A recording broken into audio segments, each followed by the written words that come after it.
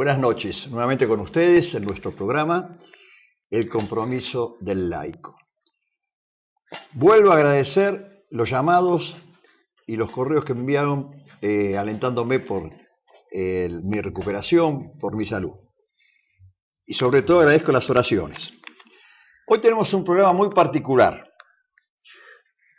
Saben ustedes desde el primer programa que nuestro objetivo, el objetivo de este programa, es determinar en el tiempo que nos toca vivir, que es el que quiso la providencia divina, que viviéramos en este tiempo, cómo laicos debemos actuar específicamente en los distintos campos de nuestra actuación concreta. Es decir, ese encuentro entre el Evangelio y las exigencias éticas del mismo, que son imprescindibles de él, cómo nosotros en cada área en que nos toca actuar, como padres de familia, como maestros, como profesores, como ingenieros, en todos los campos, como obreros, como ciudadanos, cómo debemos actuar como católicos, pertenecientes a la Iglesia Católica. Eso es ser laico católico.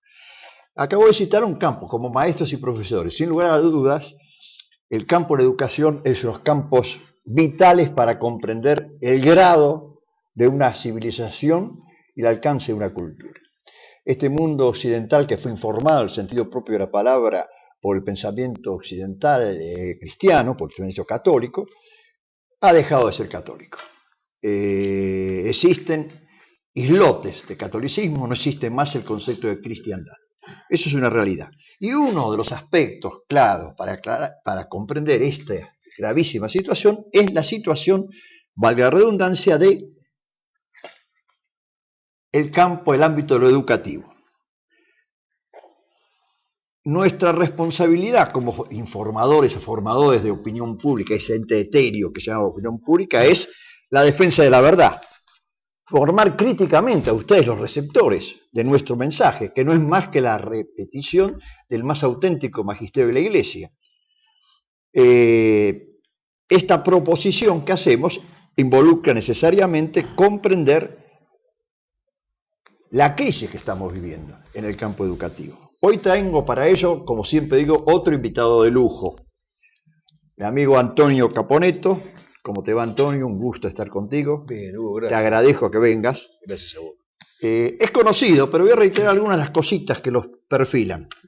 Profesor de Historia por la Facultad de Filosofía y Letras de la Universidad de Buenos Aires, doctor en Filosofía por la Universidad Autónoma de Guadalajara, México, durante más de 3 décadas investigador del CONICET, director de la revista Cabildo, desde el año 1999, un activo conferencista, publicista, docente y asesor pedagógico. Yo digo que hay un común denominador en toda su labor. Es un auténtico defensor del orden natural y de los principios del magisterio auténtico de la Iglesia Católica. Y esto hoy en día hay que resaltarlo porque lamentablemente ser defensor de esto parece ir en contra del pensamiento políticamente correcto, incluso dentro del mismo corpus de pensamiento de la Iglesia Católica. Autor prolífero, se ha dedicado especialmente a las áreas de historia, pero particularmente en el ámbito educativo. Tiene múltiples obras, Pedagogía y Educación, el análisis del pensamiento de Piaget, la cultura, la revolución cultural, el pensamiento de Gramsci. Es decir, ha tocado con claridad y veracidad esto. Y es un autor prolífero realmente. Y acaba de publicar una obra, que ven ustedes acá, Educadores Católicos, Principios y Modelos para una Pedagogía Cristiana. Y lo hace con una clara intención.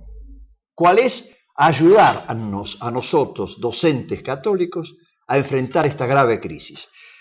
Ya el subtítulo dice todo: Principios y Modelos para una Pedagogía Cristiana. Antonio, en concreto, luego de esta prolífera introducción. No, está bien, te agradezco mucho. No, me quedo muy corto, pero el tiempo es tirano en esto, ¿no?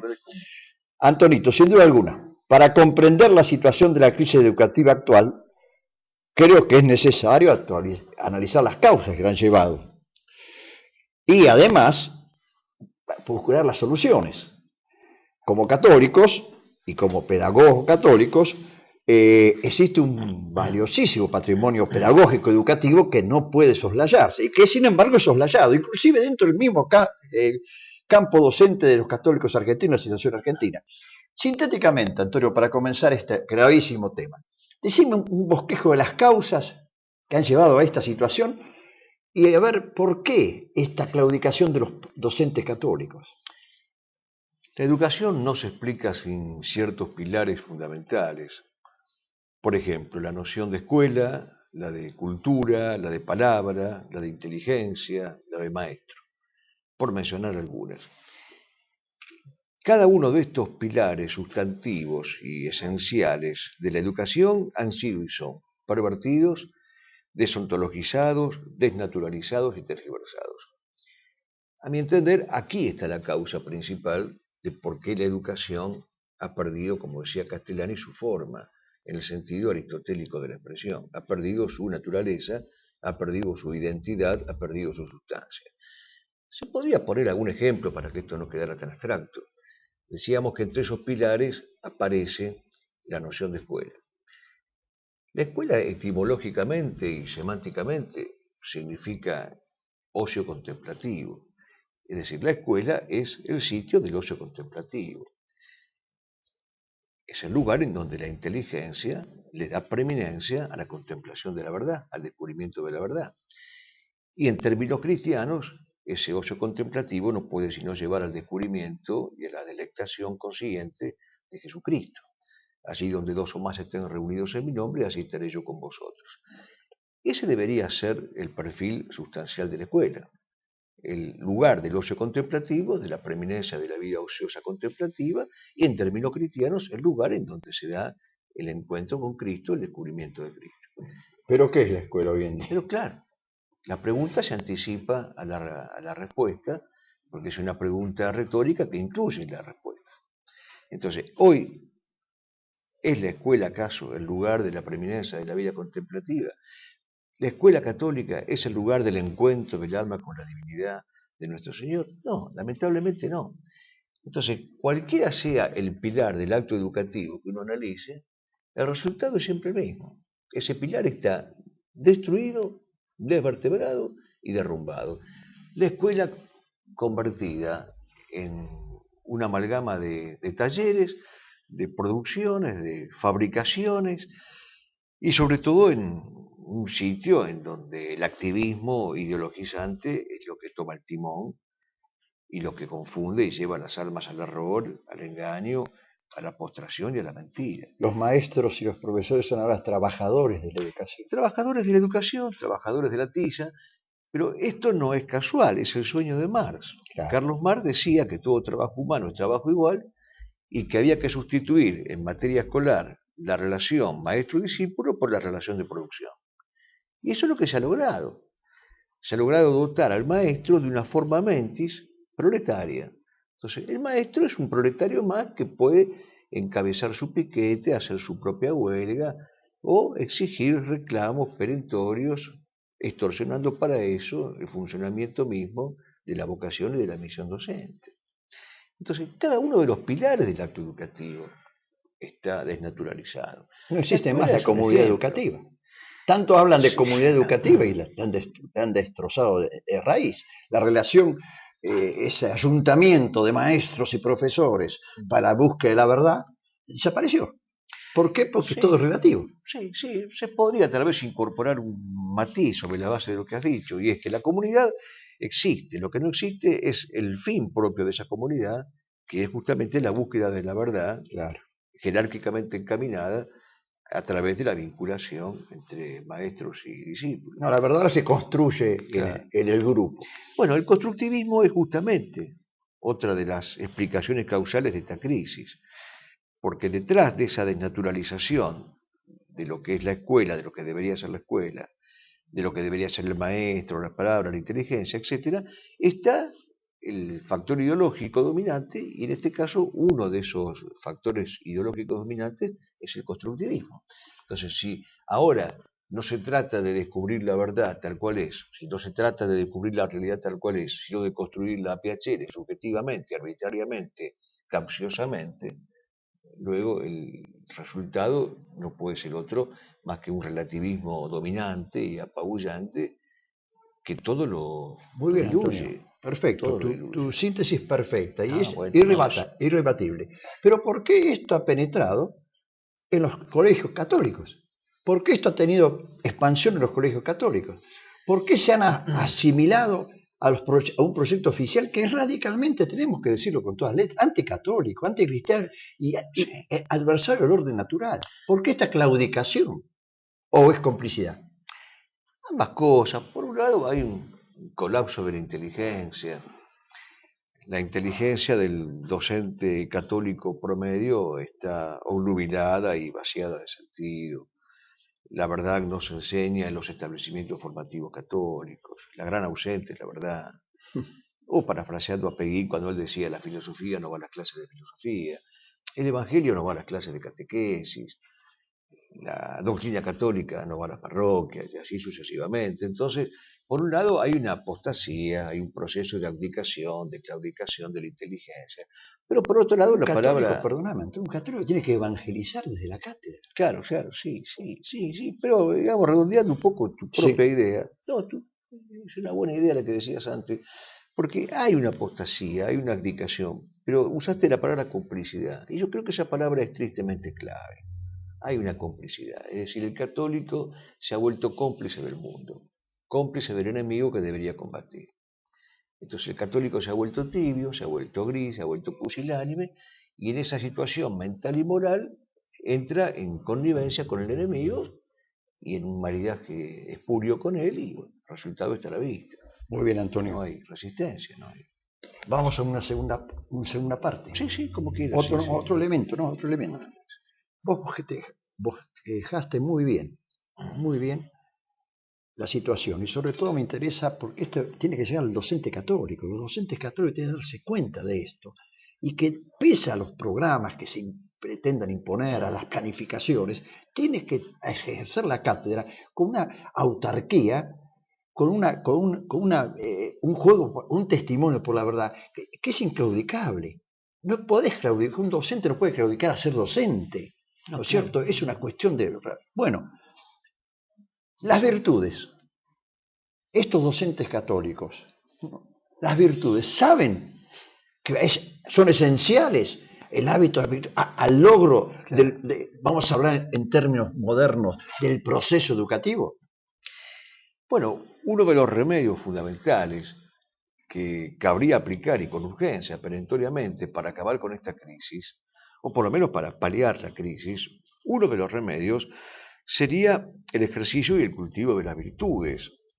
Ese ejercicio y ese cultivo tiene que hacerlo, por un lado, el mismo docente, que nadie puede dar lo que no tiene, y por otro lado, el discípulo, el alumno. Ahora, aquí hay que explicar que una virtud es un hábito operativo que conduce al bien. Dicho un poco más sencillamente, el hábito es la repetición de un acto. Si yo repito un acto bueno, tengo una virtud; si repito un acto malo, tengo un vicio. Pero no es tan simple, porque esa repetición de un acto bueno, que me convierte en un hombre virtuoso, tiene que ser una repetición con el compromiso de mi inteligencia y de mi voluntad. Y sobre todo si soy un hombre de fe, con el compromiso de mi inteligencia y de mi voluntad por amor a Cristo. Es decir, que no soy un coleccionista de virtudes como se coleccionan hábitos de carácter material o Sí. instrumental o herramental. No, sino que procuro ejercitar y cultivar las virtudes como el modo de vivir de acuerdo a los mandamientos de la ley de Dios. Una vivencia cristiana. Sí, una experiencia de vida cristiana, una vivencia cristiana. Ahora, las virtudes, sí, claro, las virtudes se pueden forjar, primero, no solamente se deben forjar.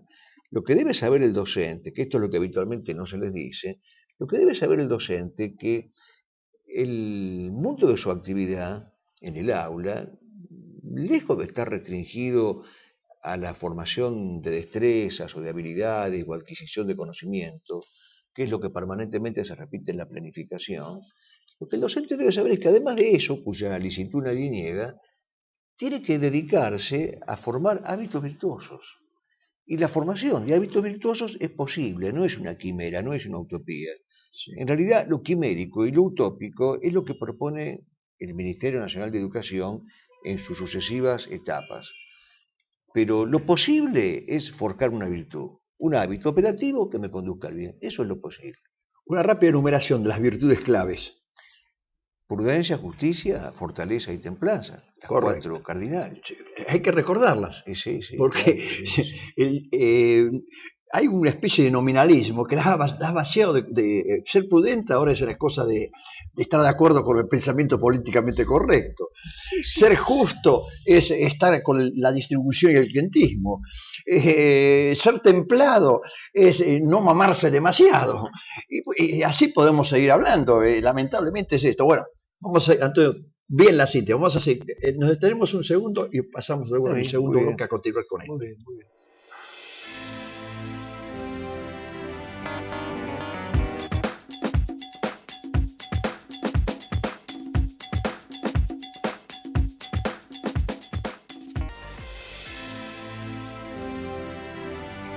Continuamos en este segundo bloque analizando la situación crítica de la educación en la Argentina y analizando con nuestro invitado las causas y los remedios. ¿Cuáles serían, Antonio, los rasgos característicos que debe tener entonces un educador católico en concreto para enfrentar esta política oficial que, insisto, yo no tengo la menor duda, es radicalmente anticatólica y como tal atentatorio del orden natural? El maestro debe ser un hombre formado, debe ser un hombre sabio, para lo cual tiene que distinguir jerárquicamente los bienes y los saberes. No es lo mismo el saber de instrucción que el saber de formación que el saber de salvación. Correcto. Entonces, eso es lo primero que debe tener en claro un maestro. Uno es el saber de instrucción, necesario, legítimo, incuestionable, fuera de toda duda. La instrucción ocupa un lugar. Pero la instrucción está y debe estar ordenada a la formación, es decir, que este primer escalón del saber está ordenado a un segundo escalón, que es el saber de formación. Y aquí donde empiezan a tallar las virtudes. Formás a un alma si lográs inculcarle virtudes, incrustarle virtudes y extraerle vicios. Pero al mismo tiempo, como decíamos antes, tampoco se trata de un coleccionismo de virtudes, como quien colecciona herramientas, sino que el saber de formación está ordenado a su vez al saber de salvación. Conforme a lo que decía el catecismo cuando éramos chicos, la ciencia más acabada es que el hombre bien acabe, porque al fin de la jornada, aquel que se salva sabe y el que no sabe nada. Esto es lo primero que debe saber un maestro, la distinción que hay entre los saberes, dándole prioridad al saber de salvación por encima de los demás saberes, y ordenando esos saberes, los de instrucción y los de formación, al saber de salvación. Esto es lo primero. Lo segundo es jerarquizar los bienes. No es lo mismo el bien útil que el bien deleitable que el bien honesto. O sea, estará perfecto que el maestro en el colegio con los alumnos se valga de bienes útiles, de los cuales nos valemos todos. Esta mesa, este reloj, este vaso son bienes útiles. Pero los bienes útiles, si se hipertrofian y se exacerban y se enloquecen, nos llevan al utilitarismo. Entonces, los bienes útiles tienen que estar también subordinados al bien honesto, que son los bienes más altos, aquellos que tienen valor per se, la pureza, la amistad, la belleza, etc., el decoro. Y lo mismo pasa con los bienes deleitables. Aquellos bienes que nos producen deleites legítimos son perfectamente conquistables y perfectamente aptos para la vida educativa y escolar, con la condición de que esos bienes deleitables estén también sujetos y ordenados al bien honesto, porque de lo contrario se cae en el hedonismo. Es decir, la hipertrofia de los bienes útiles me lleva al utilitarismo y la de los bienes deleitables me lleva al hedonismo. O sea, un bien deleitable conseguido a expensas de un bien honesto conduce al hedonismo. Un bien útil conseguido a expensas del bien honesto me lleva al utilitarismo. Entonces, esto es lo segundo que debe saber un maestro. Acabas de sintetizar toda la política oficial. Bueno, claro, sí. Educativa. Lo que pasa es lo contrario de lo que debe ser. Lo contrario de lo que debe ser. Es tan fácil darse cuenta de lo mal que está todo cuando uno conoce el bien. Claro.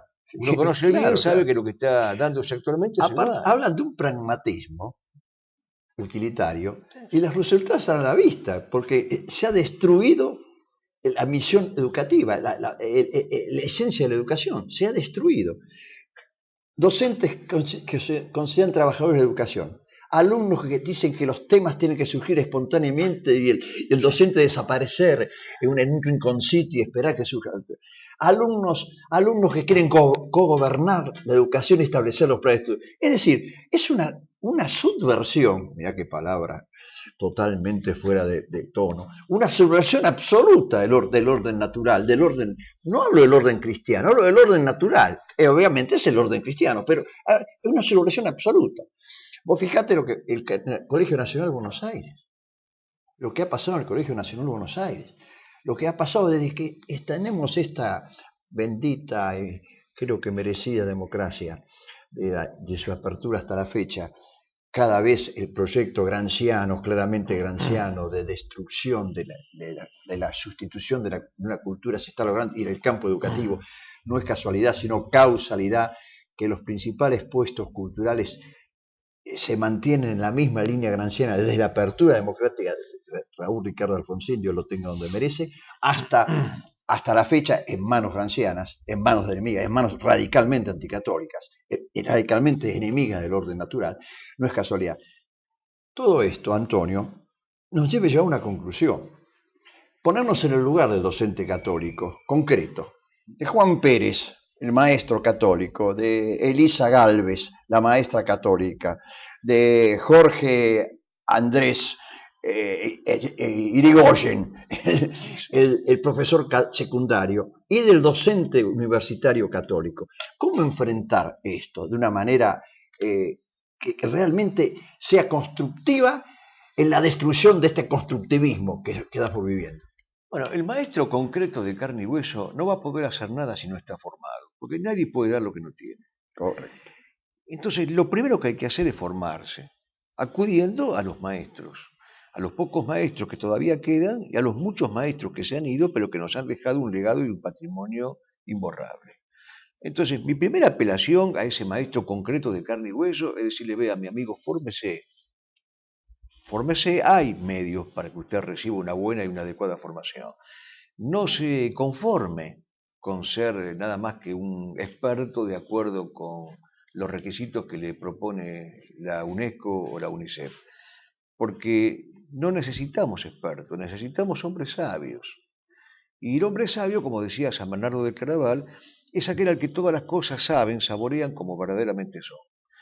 Entonces, el primer consejo tiene que ser este. El respeto de las esencias. El primer auxilio que le podamos brindar al docente concreto de carne y hueso, con nombre y apellido, tiene que ser ese. Entonces, pedirle que se forme, hacerle tomar conciencia de que tiene que formarse y además ofrecerle una formación. Ofrecerle.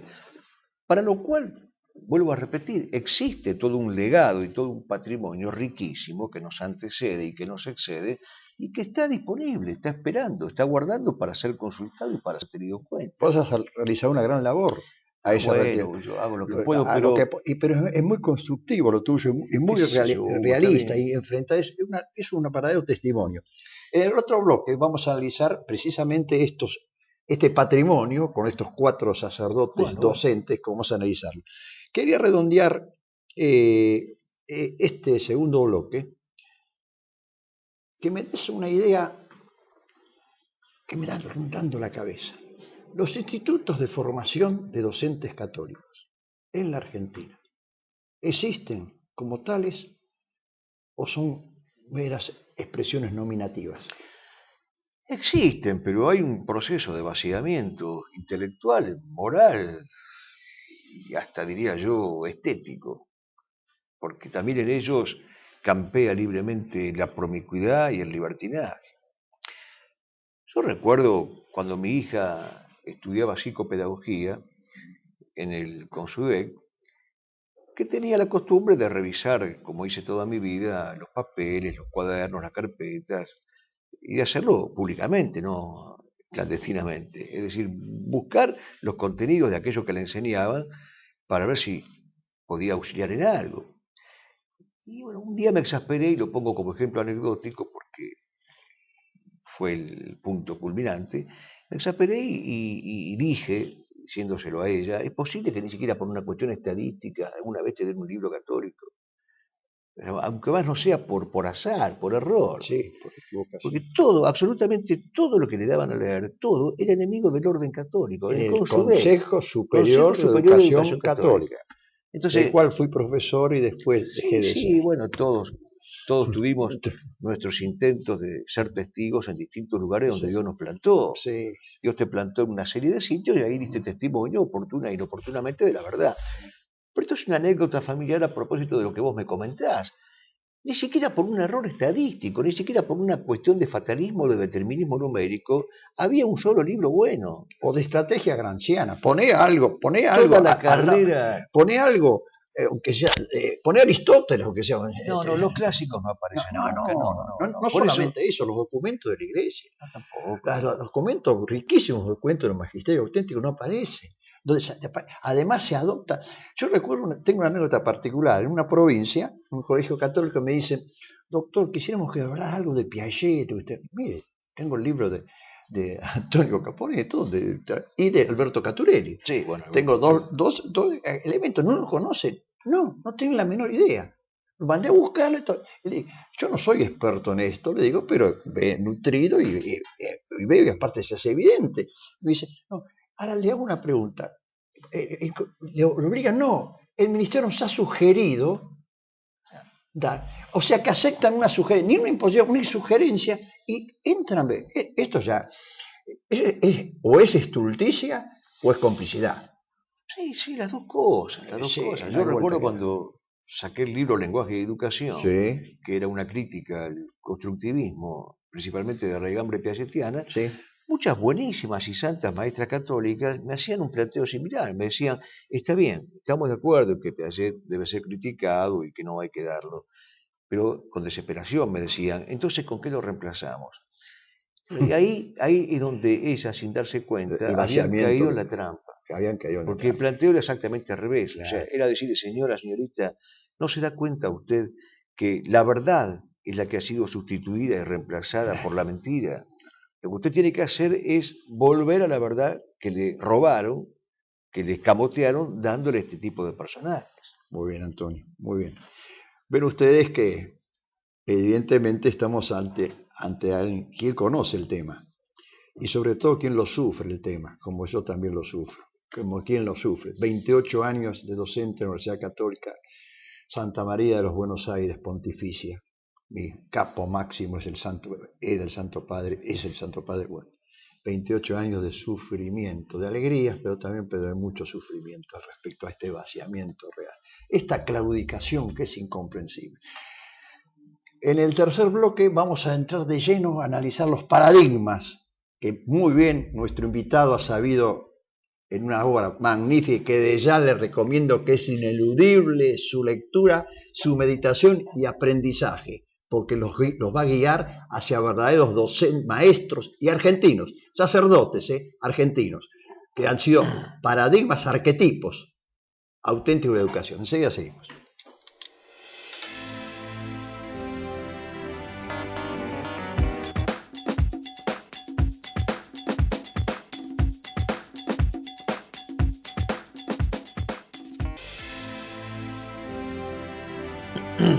Bueno, Antonio, tercer bloque. Te voy a pedir algo muy difícil, que me sintetices estos 4 paradigmas que elegiste vos para tus libros de educadores católicos y los principios esenciales que ellos nos han dado y que deben necesariamente ser revalorizados, asumidos, encarnados por los docentes católicos.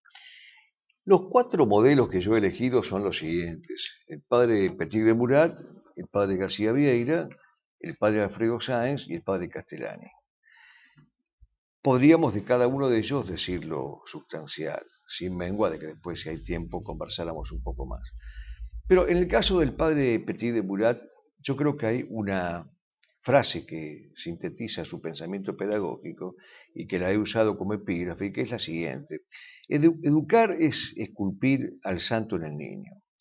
Esa frase, curiosamente, es de Alberto Caturelli, y la utilicé porque consideré que era un epítome precioso para mostrar, para retratar, para describir la vida, la obra, la trayectoria educativa del padre Petit. Eso es lo que él nos proponía, eso es lo que él hizo además. Educar es esculpir al santo en cada niño. Ahora, fíjate vos qué lejos que está este nobilísimo y veraz ideal de lo que decíamos antes, qué grande que es el contraste.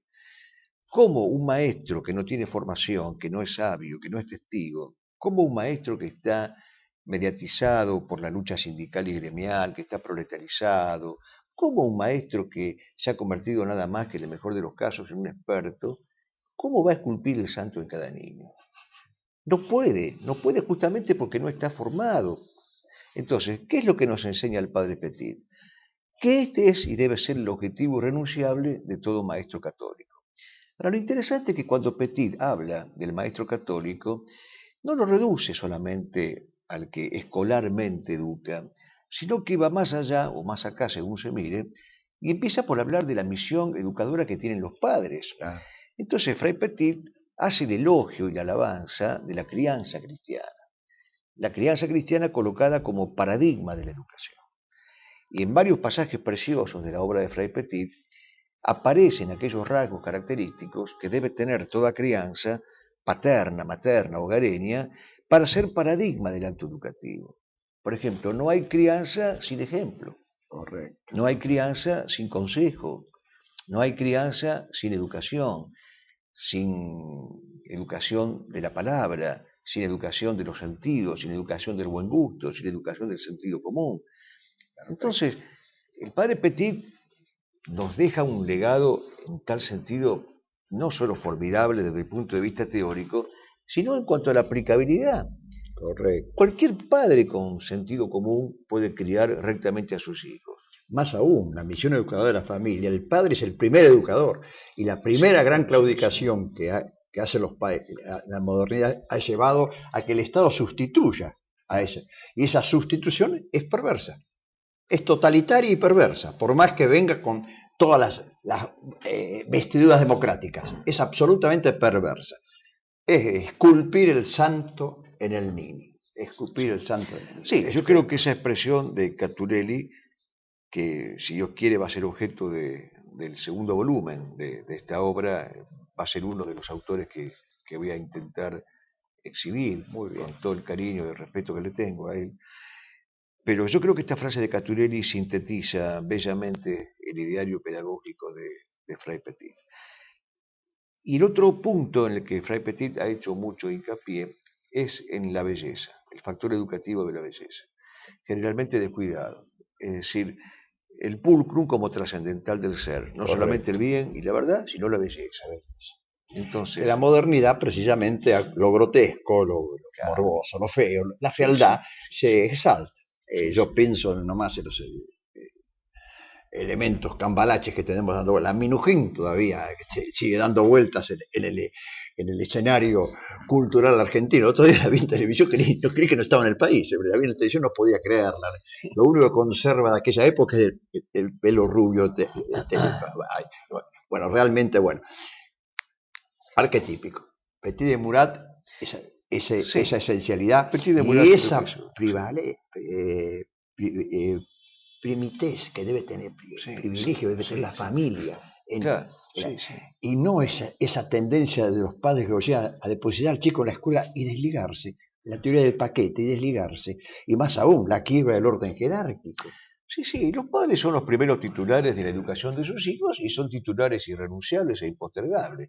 Justamente la injerencia indebida, despótica y totalitaria del Estado lo que ha logrado es desplazar e incluso anular la presencia necesaria de los padres. El aporte del padre García Vieira.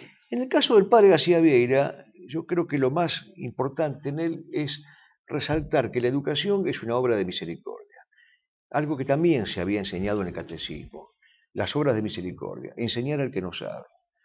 Ahora, no podemos enseñar al que no sabe, entendiendo esto como una obra de misericordia, sin el auxilio de la gracia, sin el auxilio de los dones del Espíritu Santo, que justamente esos dones hacen referencia a la ciencia, al entendimiento.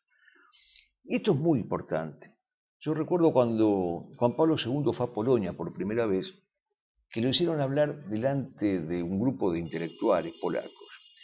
Y para sorpresa de ellos, y de todos en general, El Papa en su momento lo que dijo es que Pentecostés era la fiesta pedagógica por antonomasia, porque sin los dones del Espíritu Santo no se puede educar.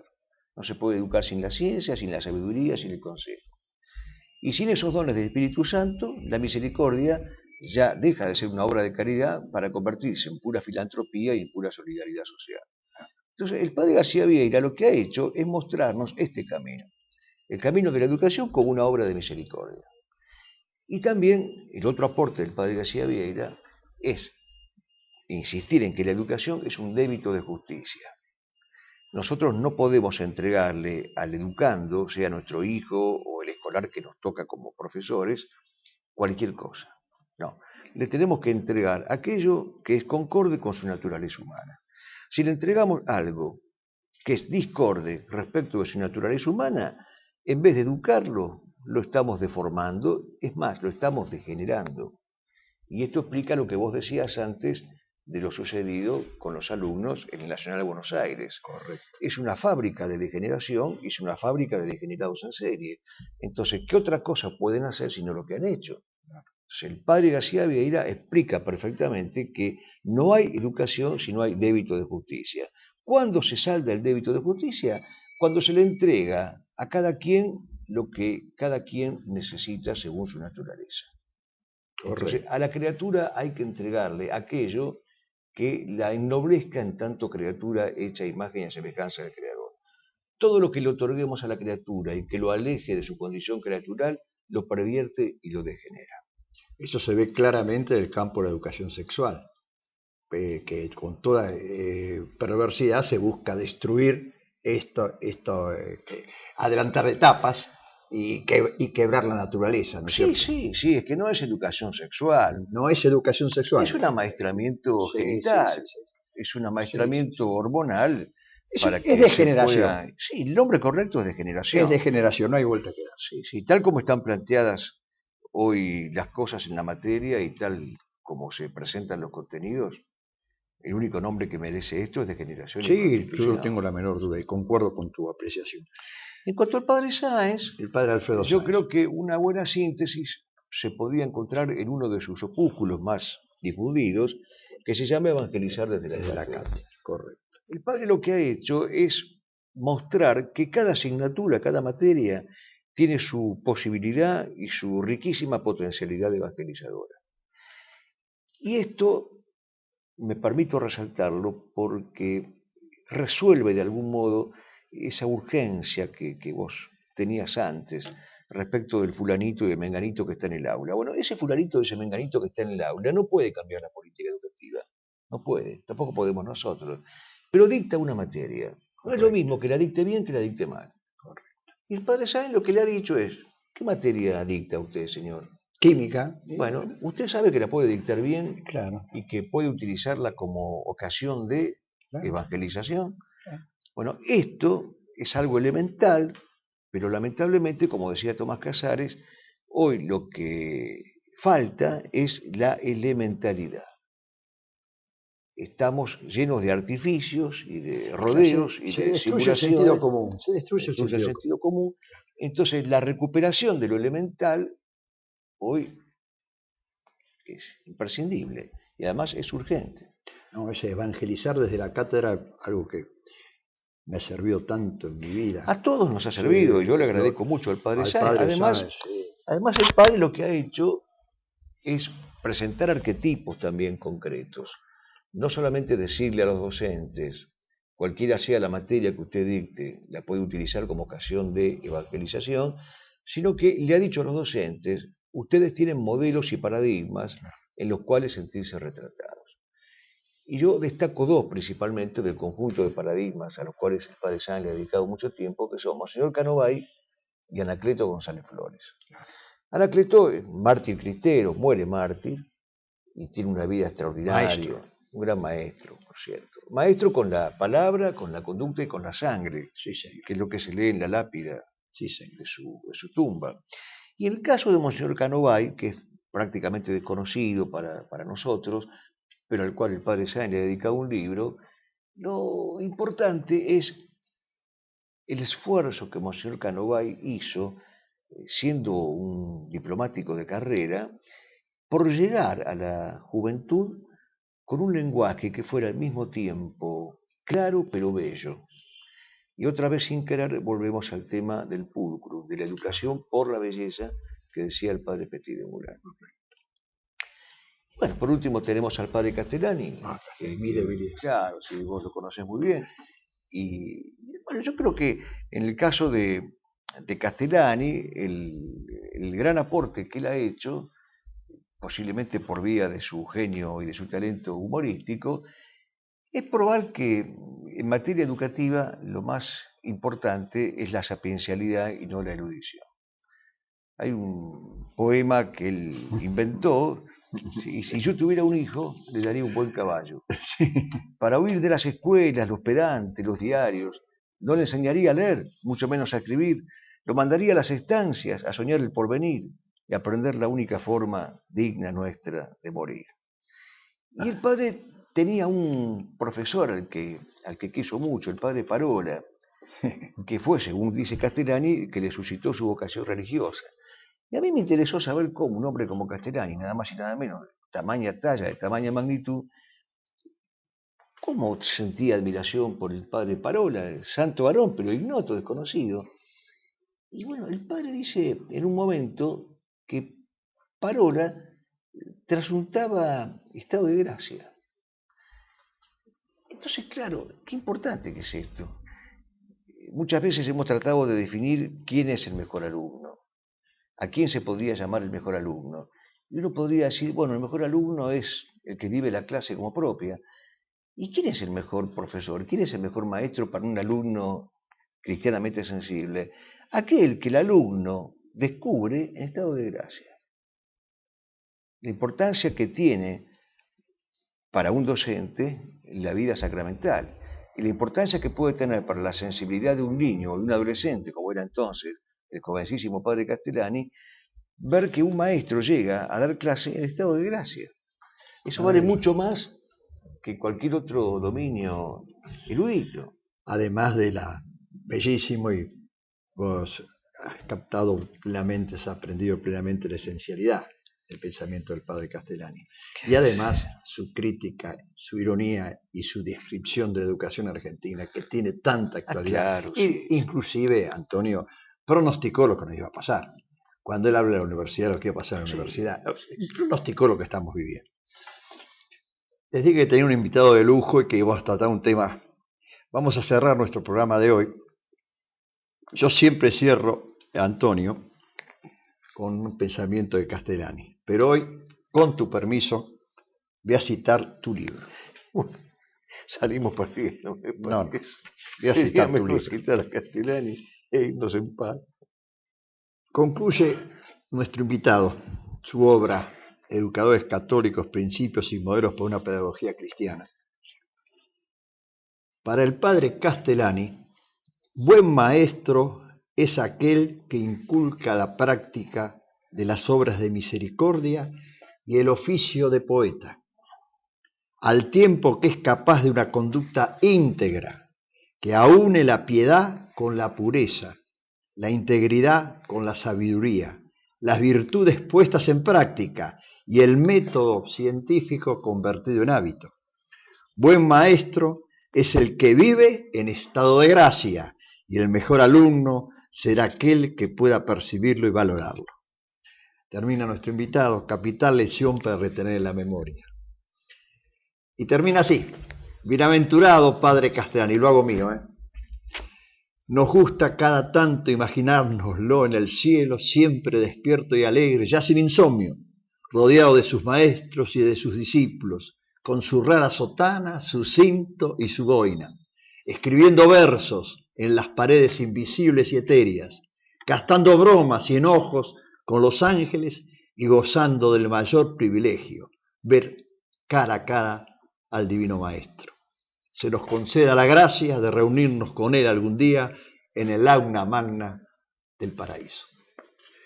Como ven ustedes, hemos tratado el tema bosquejado, pero creo que la audiencia debe tener en claro que existen en Argentina maestros, que existen paradigmas, que existen ejemplos, que no podemos dejar de resistir esta avalancha terrible que está acuciando y destrozando la sociedad argentina.